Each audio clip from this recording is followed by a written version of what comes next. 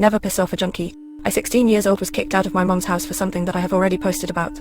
I became homeless for 7 months of my life, which is really traumatic for my age. As soon as I arrived to the place where the homeless community stays under a bridge, I knew I wasn't welcome because the amounts of looks I had gotten by junkies for wearing not bad clothes and having a suitcase full of them. I did not have a tent or anything, so I had to sleep outside, which didn't help my chances of being safe at night. Surprisingly, for the first week or two I wasn't touched or talked to except for the occasional any fence. I was doing good since I didn't touch drugs or anything along those lines, so it wasn't as bad as I thought, but still nowhere near as good as my middle-class privileged life I had before.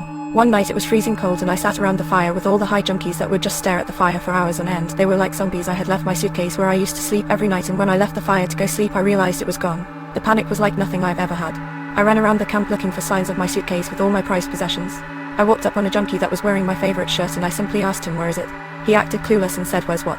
I said, "You know what the fuck I'm talking about, you are wearing my fucking shirt." Before he could answer, I was in his tent and there it was under a dirty sleeping bag. I grabbed it and the junkie stood up and grabbed it back, saying, "It's mine, bitch," and I was met with a headbutt right to my forehead. Before I knew it I was getting jumped by 4 junkies, but I took it like a man because I've had worse beatings. I somehow got to motivation to get up and hit one of the junkies with all my power right in the jaw. He was out cold and all the other junkies backed up, but it turned out someone was behind me with a dirty needle with a bit of heroin in it.